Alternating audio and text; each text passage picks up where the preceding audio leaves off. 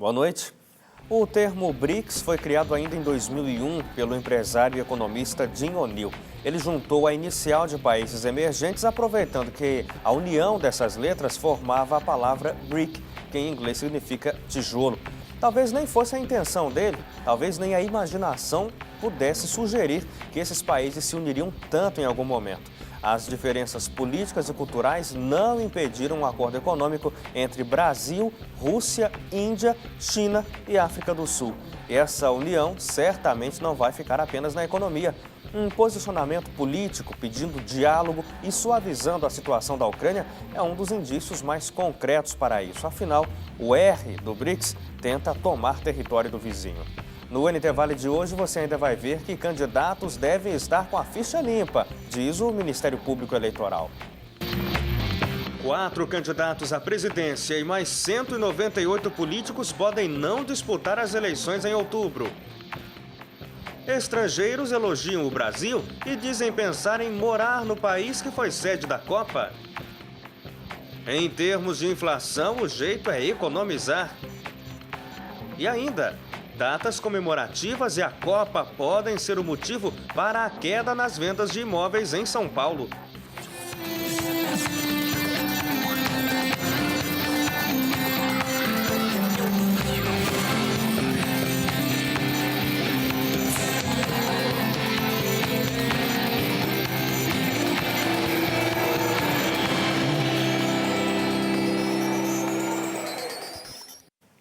Os líderes dos 5 países que formam os BRICS, Brasil, Rússia, Índia, China e África do Sul, se reuniram hoje em Fortaleza. É a 6ª cúpula realizada pelo grupo. Os chefes de Estado se encontraram hoje pela manhã e discutiram temas como crescimento com inclusão social e desenvolvimento sustentável. No período da tarde, assinaram documentos. O principal deles, a criação do Banco de Desenvolvimento. A nova instituição terá composição rotativa na direção e a sede será em Xangai, na China. O banco deve simbolizar a crescente influência de países emergentes na economia global. Os líderes também assinaram um tratado para a constituição do arranjo de contingente de reservas, uma espécie de fundo anticrise do bloco. O capital inicial será de 100 bilhões de dólares. Amanhã o grupo se reúne com os presidentes dos países da Unasul. O Ministério Público Eleitoral contestou a candidatura de 4 candidatos à presidência da República. Os políticos são Mauro Iazzi, do PCB, Levi Fidelix, do PRTB, José Maria Emael, do PSDC e Rui Costa Pimenta, do PCO. Os procuradores querem barrar os presidenciáveis por causa de supostos problemas em seus registros. Eles precisam apresentar documentos que estão faltando, como certidões criminais obrigatórias. O Ministério Público também pediu à Justiça Eleitoral a impugnação de 414 registros de candidatos às eleições deste ano. Segundo o balanço divulgado pelo órgão, 198 estão impedidos pela lei da ficha limpa de participar da disputa. O estado com maior número de pedidos de rejeição a candidaturas foi o Mato Grosso do Sul, com 89 requerimentos. Os candidatos têm apenas 7 dias para apresentarem o recurso.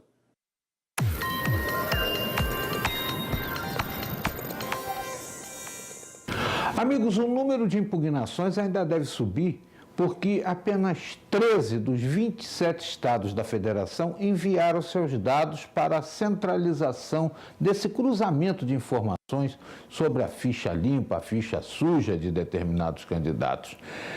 Nós temos aí São Paulo e Minas Gerais, por exemplo, ainda não mandaram suas listas. Deve ser uma enormidade, né? Nós temos liderando essa listagem o Rio Grande do Norte, o Mato Grosso do Sul e o Acre. É realmente algo muito importante que aconteça. É a primeira vez que isso vai acontecer na eleição majoritária envolvendo a presidência da República, governadores, deputados estaduais e federais e senadores, né? Na eleição passada para vereador e prefeito, nós tivemos aí 1.200 impugnados com esse cruzamento de informações, que agora se torna mais interessante porque pega também os tribunais de contas, Por isso que nós temos lá na listagem muita gente que não teve contas aprovadas, condenações em segundo grau e ainda a improbidade administrativa, sem contar também o abuso de poder econômico. É muito bom que isso aconteça para a gente, pelo menos, vislumbrar a possibilidade de um dia ter eleições limpas ou então que as pessoas realmente sejam dignas de estar nos representando nas casas de leis e no comando do Executivo. E um detalhe, todos esses que estão impugnados ou forem impugnados terão 7 dias para se defender e tentar manter a candidatura. O executivo inglês Raymond Whelan, suspeito de envolvimento com uma máfia internacional de cambistas, passou a noite na prisão, depois de se entregar ontem à justiça. Whelan estava foragido desde a última quinta-feira, após ter a prisão preventiva decretada pela Justiça. O inglês foi levado para uma cela individual no complexo penitenciário de Jericinó, em Bangu, na zona oeste do Rio. Ele aguarda a chegada de documentos que comprovem a formação universitária para ter acesso à prisão especial. Diretor executivo da Match Services, empresa parceira da FIFA para a comercialização de ingressos da Copa, Whelan é acusado de participação em um esquema de venda ilegal dos tickets. Além do inglês, outros 11 suspeitos estão presos. Em nota divulgada ontem à noite, a Match Services afirmou que o Whelan provará sua inocência. A empresa se colocou à disposição da Justiça brasileira e garantiu que não esteve envolvida em irregularidades na venda de ingressos da Copa. Será que os estrangeiros que acompanharam a Copa levaram para casa uma boa impressão do Brasil? Uma pesquisa divulgada no jornal Folha de São Paulo diz que sim, e que muitos, inclusive, gostariam de ficar por aqui. Segundo o governo, 1 milhão de turistas de 202 países vieram para o Brasil assistir aos Jogos. A pesquisa do Datafolha foi realizada com pouco mais de 2.000 desses visitantes e mostra que 83% deles aprovaram a organização do Mundial. 69% até morariam aqui no país. 92% dos estrangeiros disseram ter se sentido confortáveis e seguros nos estádios. 95% elogiaram o Brasil no quesito hospitalidade. 29% afirmaram ter presenciado protestos contra a Copa. A maioria considerou os atos como pacíficos. Já quanto ao custo de vida, 32% deram nota regular e 29% avaliaram como péssimo. Mas em relação à mobilidade urbana, quase metade dos turistas disse ser melhor do que esperava. E o transporte aéreo teve a aprovação de 72% dos entrevistados. O estudo ouviu visitantes de mais de 60 países nos aeroportos de São Paulo, Rio de Janeiro e Brasília.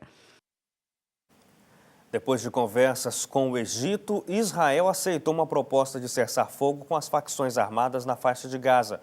Mas o Hamas não deu uma resposta sobre o plano, então Israel retomou os ataques.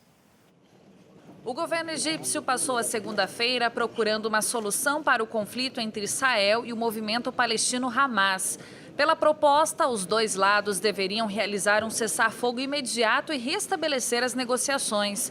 O Estado judeu disse que aceitava o plano e o presidente da Autoridade Nacional Palestina, Mahmoud Abbas, deu boas-vindas à iniciativa. No entanto, o Hamas rejeitou a proposta. Segundo o porta-voz do grupo, eles só vão aceitar um cessar-fogo que inclua um acordo completo sobre o conflito. O movimento exige a suspensão dos bombardeios, o fim do embargo comercial e a libertação de prisioneiros. Israel suspendeu os ataques contra a faixa de Gaza por algumas horas, mas o Hamas continuou disparando foguetes. O sistema antimísseis israelense interceptou vários deles e não houve feridos. O Estado judeu já tinha avisado que iria retomar com força caso a Palestina não aceitasse o acordo. Com a falta de um sinal positivo, o país retomou os ataques. Segundo o Ministério da Saúde, em Gaza, o número de mortos em território palestino já passa de 180. Os feridos chegam a 1.400.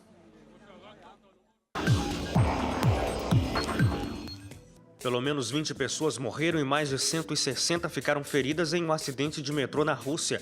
3 vagões descarrilaram no leste de Moscou, capital do país. Dezenas de ambulâncias foram enviadas ao local. A causa parece ter sido um pico de energia que acionou os alarmes e fez com que os trens parassem de repente. O metrô é um dos mais antigos do mundo. Ainda na Rússia, 2 crianças morreram depois de uma violenta tempestade de granizo que começou do nada em uma praia. O tempo fechou e centenas de pedras de gelo do tamanho de um ovo começaram a cair.